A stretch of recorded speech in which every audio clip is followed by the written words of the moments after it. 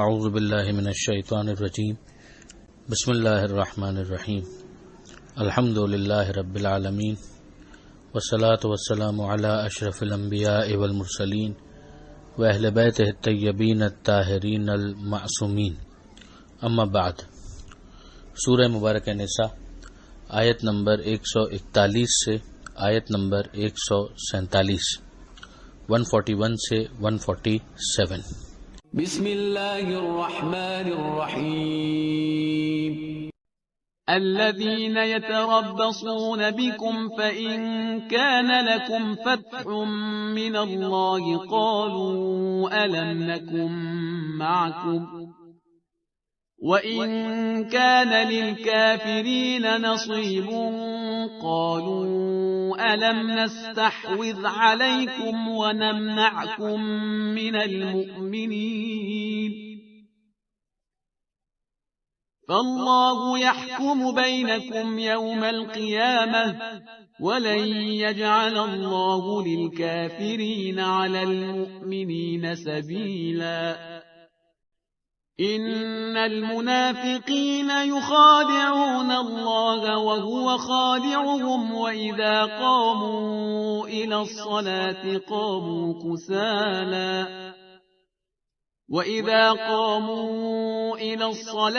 قاموا كسالى يراءون الناس ولا يذكرون الله إلا قليلا مذبذبين بين ذلك لا إله هؤلاء ولا إله هؤلاء ومن يضلل الله فلن تجد له سبيلا يا أيها الذين آمنوا لا تتخذوا الكافرين أولياء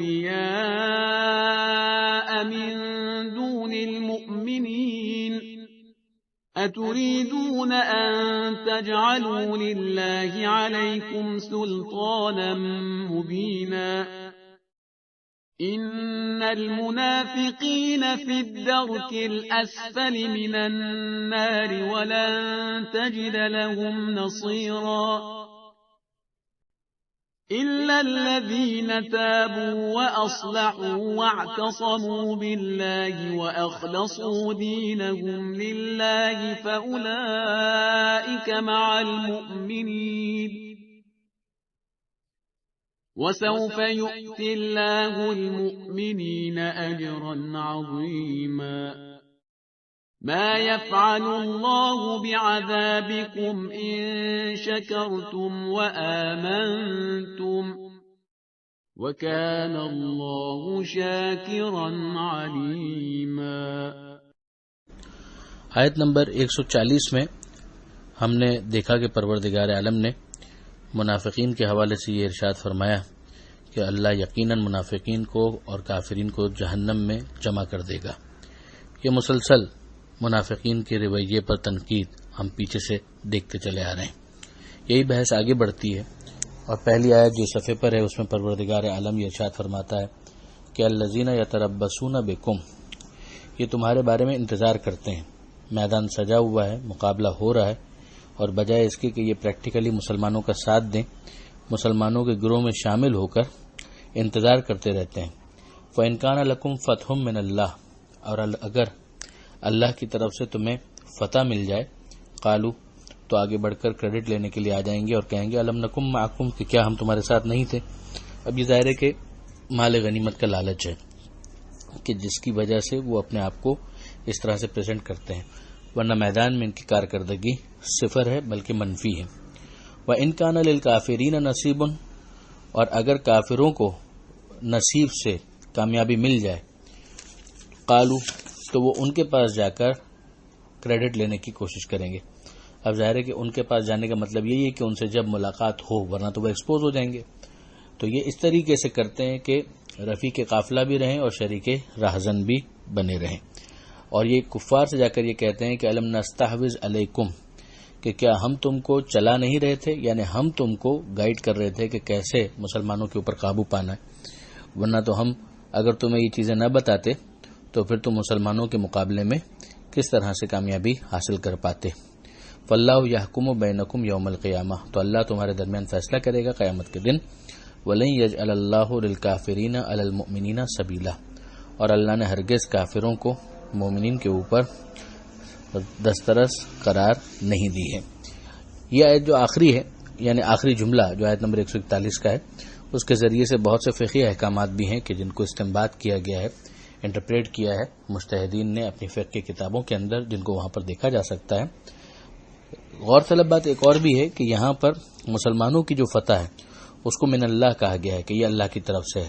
آف کورس مسلمانوں کو اپنی انرجی لگانی ہے، کوشش کرنی ہے، اور پھر اس کے بعد نتیجے کو خدا پر چھوڑ دینا ہے. تو اگر یہ فتح ہے تو من اللہ ہے، اور اگر کافروں کو فتح مل جاتی ہے تو فتح نہیں کہا گیا، اس کو نصیب کہا گیا. کہ اگر کافروں کو یہ نصیب، ان کا حصہ اگر مل گیا، یعنی ان کو پروردگار عالم کی طرف سے تائید حاصل نہیں ہے، یہ ایک معاملہ ایسا ہو گیا کہ جس کے اندر ان کو ایک حصہ مل گیا، اور اس کے ذریعے سے گویا مسلمانوں کا ایک امتحان ہو رہا ہے. اگر مسلمانوں ہی کی طرف سے کوتاہی ہے، جیسے کہ احد کے میدان میں ہوئی تھی، تو یقیناً وہ اپنی کوتاہی کے ذمہ دار قرار پائیں گے. اور منافقین کے تو ہر صورت میں جو ایک منفی رول ہے وہ واضح ہے. اگلی آیت میں پروردگار عالم منافقین ہی کی مزید صفات بیان کرتا ہے. ارشاد ہوتا ہے کہ ان المنافقین یخادعون اللہ وہو خادعہم، کہ یقیناً منافقین جو ہیں وہ اللہ کو دھوکہ دینا چاہتے ہیں جبکہ وہ خود انہیں دھوکے میں رکھ رہا ہوتا ہے. منافقین اگر ایک اسلامی معاشرے میں بظاہر مسلمان بن کر گھوم رہے ہیں تو ظاہر ہے کہ ان کو مسلمان کا اسٹیٹس ملا ہوا ہے، تو مسلمانوں کے احکام ان پر جاری ہو رہے ہیں، ان کو مسلمان ٹریٹ کیا جا رہا ہے. مثلا فقہی احکام کے اعتبار سے ان کا ذبیحہ، جو جانور انہوں نے ذبح کیا ہے، اس کو حلال مانا جا رہا ہے، ان کے پسینے کو پاک مانا جا رہا ہے، مال غنیمت میں ان کو حصہ مل رہا ہے. یہاں سے وہ سمجھتے ہیں کہ وہ گویا اللہ کو دھوکہ دے رہے ہیں. وہو خادعہم، جبکہ اصل معاملہ یہ ہے کہ یہ دنیا کے اندر یہ ساری فیسلٹیز لینے کے بعد جب آخرت میں پہنچیں گے تو ان کو اندازہ ہوگا کہ دھوکہ کس نے دیا اور دھوکہ کس نے کھایا. یہ پروردگار عالم کی طرف سے تعبیر استعمال کرنا گویا ٹٹ فار ٹیٹ والا معاملہ ہے.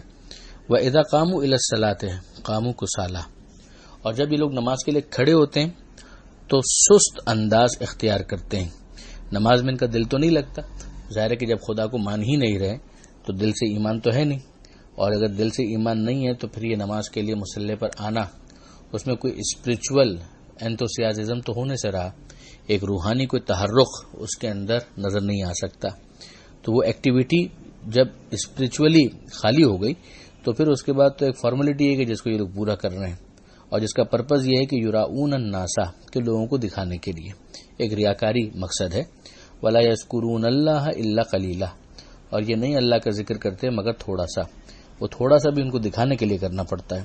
مذبذبین بین ذالک، مذبذب ہوتے ہیں دونوں کے درمیان، لا الہ ہؤلاء ولا الہ ہؤلاء، نہ اس طرف اور نہ اس طرف، یعنی مسلمانوں کے درمیان رہتے ہیں اور کافر ہیں دل سے، اور کافروں سے بھی اپنے تعلقات جوڑے رکھتے ہیں لیکن بہرحال کھل کر ان سے بھی رابطہ نہیں رکھ پاتے. تو یہ درمیان بین کا معاملہ دو کشتیوں میں سواری ہے، جیسے کہ میں نے گزارش کی کہ رفیق قافلہ بھی ہونا ہے اور شریک رہزن بھی بننا ہے. وَمَن يُضْلِلِ اللَّهُ فَلَن تَجِدَ لَهُ سَبِيلًا. اب ان کی اس پوری جو پرفارمنس ہے نیگیٹو، اس کے بارے میں پھر پروردگار عالم کا آخری کامنٹ یہ ہے کہ جسے اللہ گمراہی میں چھوڑ دے تو تم اس کے لیے راستہ نہیں نکال سکتے. ظاہر ہے کہ پروردگار عالم نے راستہ دکھا دیا، اور اب اگر کوئی اس طرح کی حرکت کرے گا تو پھر خدا کی طرف سے اس کے لیے گمراہی کی سند اور سرٹیفکیٹ ہے. یا ایھا الذین آمنوا، اے ایمان لانے والوں، لا تتخذوا الکافرین اولیاء من دون المؤمنین، مومنین کو چھوڑ کر کافروں کو اپنا سرپرست مت بناؤ. اتریدون ان تجعلوا للہ علیکم سلطانا مبینا، بہت سخت انداز ہے کہ کیا تم یہ چاہتے ہو کہ اللہ کے پاس تمہارے خلاف سلطان مبین ہو، یعنی مضبوط دلیل ہو، کھلا ہوا الزام اللہ تمہارے اوپر لگا سکے کہ تمہاری ان حرکتوں کی وجہ سے کہ کوئی وجہ بھی نہیں تھی اور تم نے مومنین کو چھوڑ کر کافروں کو اپنا سرپرست بنا دیا. ان المنافقین فی الدرک الاسفل، یہ بہت ہی سخت آیت ہے کہ جس کے اندر یہ بتایا جا رہا ہے کہ جہنم کے بھی مختلف طبقات اور درجے ہیں، اور اس میں جو سب سے نچلا درجہ ہے اس میں کون ہے؟ ان المنافقین فی الدرک الاسفل، سب سے نیچے والے طبقے میں منافقین ہوں گے، من النار، آگ والا جہنم کا جو طبقہ ہے سب سے نیچے والا، اس کے اندر منافقین کو رکھا جائے گا. وَلَن تَجِدَ لَهُمْ نَصِيرًا، اور تم ان کے لیے کسی کو مدد کرنے والا نہیں پاؤ گے. إِلَّا الَّذِينَ تَابُوا، ہاں مگر وہ منافق ہونے کے باوجود اگر اب وہ اپنے نفاق سے توبہ کر لے، وَأَصْلَحُوا، اور اپنی اصلاح کر لے، وَاعْتَصَمُوا بِاللَّهِ، اور اللہ سے وابستہ ہو جائے، جڑ جائے. اللہ سے وابستہ ہونا یعنی اللہ کے احکام کو قبول کر لینا، رسول کو مان لینا، رسول جس قرآن کو پیش کر رہے ہیں اس کو مان لینا. وَأَخْلَصُوا دِينَهُمْ لِلَّهِ، اور اگر وہ اپنے آپ کو خالص کر لیں، اپنے دین کو، اپنی اطاعت کو اللہ کے لیے، فَأُولَٰئِکَ مَعَ الْمُؤْمِنِينَ، تو یہ لوگ بھی مومنین کے ساتھ ہوں گے. وَسَوْفَ يُؤْتِ اللَّهُ الْمُؤْمِنِينَ أَجْرًا عَظِيمًا، اور عنقریب اللہ مومنین کو اجر عظیم عطا کرے گا.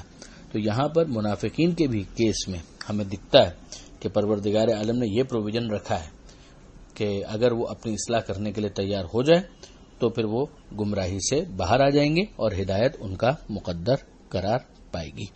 آخری آیت جو صفحے پر ہے، جو 5ویں پارے کی بھی آخری آیت ہے، کہ ارشاد ہوتا ہے کہ ما یفعل اللہ بعذابکم ان شکرتم وآمنتم، اللہ تمہیں عذاب کر کے کیا کرے گا. یہ وہ بات جو پروردگار عالم نے یہاں پر بتائی کہ خدا کوئی انتقام لینا نہیں چاہتا، تم اپنے عقائد و اعمال کی بدولت عذاب کے مستحق ہوتے ہو، ورنہ خدا کا عذاب کرنے سے کوئی فائدہ تھوڑی ہی ہے. وہ بے نیاز مطلق ہے اور جذبات سے بھی بری ہے، اسے معاذ اللہ کوئی دل کی بھڑاس نکالنا نہیں ہے. تو پروردگار عالم اگر تم ایمان لے آؤ اور شکر اختیار کرو تو شکر گزار ہونے کا نتیجہ اور ایمان لانے کا نتیجہ یہ نکلے گا کہ تم عذاب سے دور ہو جاؤ گے. شکر کا مطلب ہی یہ ہے کہ عملی شکر ہوتا ہی اس صورت میں ہے کہ جب انسان نعمت کو وہاں استعمال کرے جہاں خدا استعمال ہوتے ہوئے دیکھنا چاہتا ہے. تو گویا ایک شکر کا جو لفظ ہے وہ اعمال صالحہ کو بھی کور کرتا ہے. اور پھر ایمان پر شکر کو مقدم کرنا یہ اس بات کی طرف بھی اشارہ ہے کہ ایمان سے بھی پہلے اگر ایک انسان نعمت دینے والے کی طرف متوجہ ہو جائے تو وہ منعم کے ذریعے سے اپنے آپ کو خدا سے قریب کر لے گا. منعم کے شکر کے ذریعے سے ظاہر ہے کہ جب وہ احساس کرتا ہے کہ نعمت اس کی طرف سے ہے تو وہ نعمت دینے والے کا شکر بھی ادا کرنا چاہتا ہے. یہ ایمان کا مقدمہ بن جاتا ہے. جب وہ ایمان لے آتا ہے تو پھر شکر کا دوسرا مرحلہ آتا ہے کہ اب جو پروردگار کی طرف سے نعمتیں ہیں ان کو وہاں استعمال کرے جہاں خدا استعمال ہوتے ہوئے دیکھنا چاہتا ہے. یہاں پر جیسا کہ میں نے گزارش کی یہ صفحہ بھی مکمل ہوا اور 5واں پارہ بھی مکمل ہوا. ابھی سورہ نساء تھوڑا اور چلے گا اور 6واں پارہ انشاءاللہ کل سے شروع ہو جائے گا. پروردگار عالم سے دعا ہے قرآن مجید کو سمجھنے اور اس پر عمل کرنے کی توفیق عطا فرما اور وارث قرآن امام زمانہ کے ظہور میں تعجیل فرما. وآخر دعوانا ان الحمد للہ رب العالمین. والسلام علیکم ورحمۃ اللہ وبرکاتہ.